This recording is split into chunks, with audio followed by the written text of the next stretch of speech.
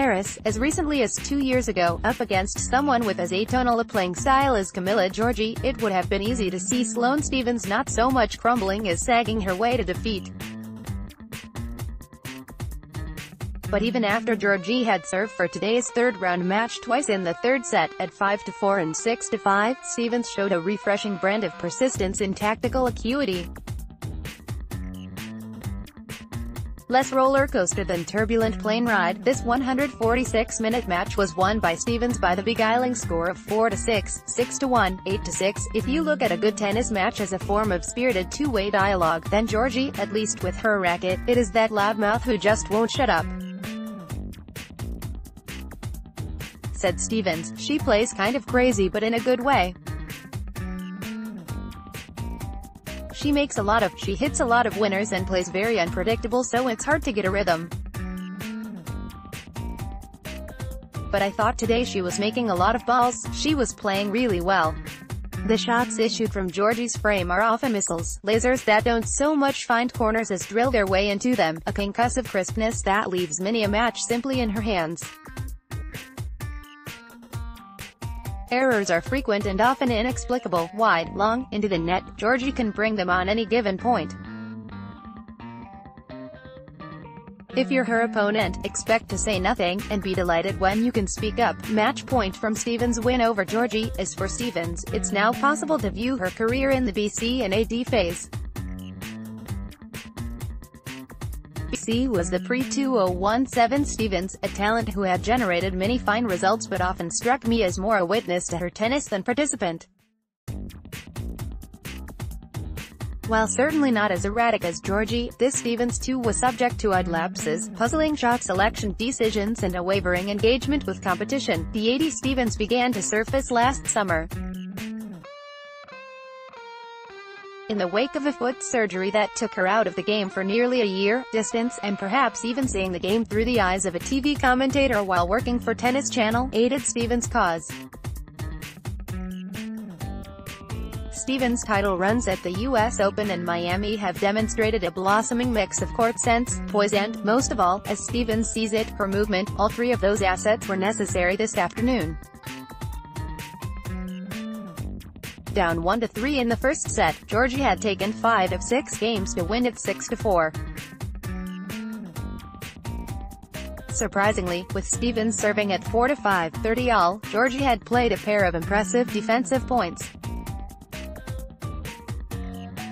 On the first, she'd rolled a cross-court backhand passing shot proficiently enough to elicit a Stephens volley error.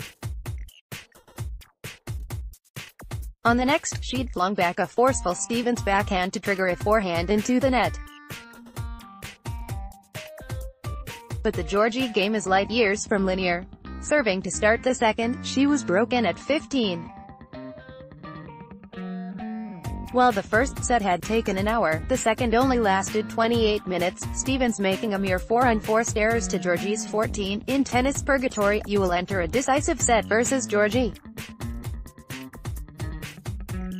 You will witness untouchable winners, ground strokes scorched into the net or long, others steered wide, even occasional setups bludgeoned and miscued. Whether Giorgi is winning or losing, you'll be wondering if you are in heaven or hell. And you won't know until the match is over. Giorgi served at 2-1 in the third, led 15-love and promptly lost 4 straight points. At 4-all, Stephens was broken at 15. The Court 18 crowd, filled from the start at 11 a.m., began a melodic clap. It was packed. It was super loud. The fans were, like, doing the wave, said Stephens. It was super fun. To play a tennis match like in that environment is, there is not much more you can ask for. Though Giorgi had dictated the tempo of so many points, Stephens now stuck her foot in the door just enough to keep it from being slammed shut. Posed enough to keep the ball high and deep, alert enough to read the direction of a Giorgi volley at 15-30, Stephens broke for 5-all, but was broken once again. further deja vu, Giorgi misfired on 2 straight backhands, fought back to 30-all but was unable to close it out, with Stephens serving at 6-6, 30-all. Giorgi lashed out at a return that Stephens let go, the American requesting the chair umpire inspect the call. It was wide. A shank backhand from Giorgi put Stephens ahead. At 6-7, having lost serve the last 2 times, Giorgi served on the edge of a knife. 30-all, Giorgi fired a backhand long. On the match point, Stephens played a solid return high and deep, and made the same error. Stephens had now won 3 straight matches in a tournament for only the 3rd time since last August. For what it's worth, the other 2 came on her title runs at the US Open in Miami.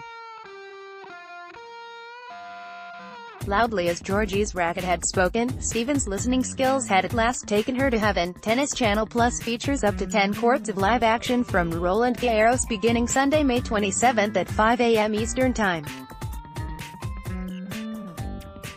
Catch up and watch all your favorite stars anytime on demand with Tennis Channel Plus. The availability of matches or events on TC Plus is subject to change.